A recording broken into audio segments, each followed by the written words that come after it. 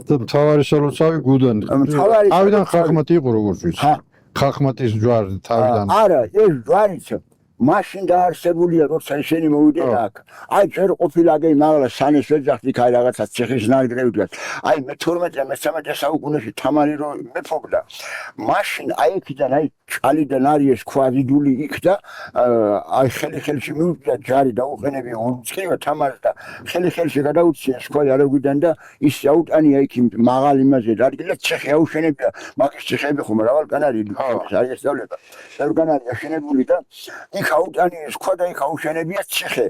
რო ეს შემოსევები რო ანუ ეს სალოცავი აქ არის და იგივეა ზევი თუ სანეს სხვა არა, იქ ყოფილა პირველი სალოცავი გამხდარი სანე მემრა. იქ საიდან გაჩნდა და როგორ და რას ულოცულობთ ანაკანი? წმიდა გიორგი, ესე იგი წმიდა გიორგი არის ეს ძირითადად სალოცავი იქაც და მე აქედან ჩამოსულა აი აქ კიდე სოფელი ყოფილა მან ზევით მაშინ ადრე იქ სანამ ეს სალოცავი ჩამოვიდოდა მან და იმ სოფელში ცხოვრებულან კიმკაზაურები და ის პატრიოტები ცხოვრებულან ვახერხევ მაშინ კიმკაზაურები ცხოვრებულან აქ და ხურაულები კიდე ცხოვრობდნენ ეგ გამეცეზე უცა სოფელი პატარა სოფელი ჩხენია იმ წელში უცხორია იმ პატრიოტებს პატრიოტად ხურაულებს ხო და ეს ხალხი თურმე ამ სალოცავს არ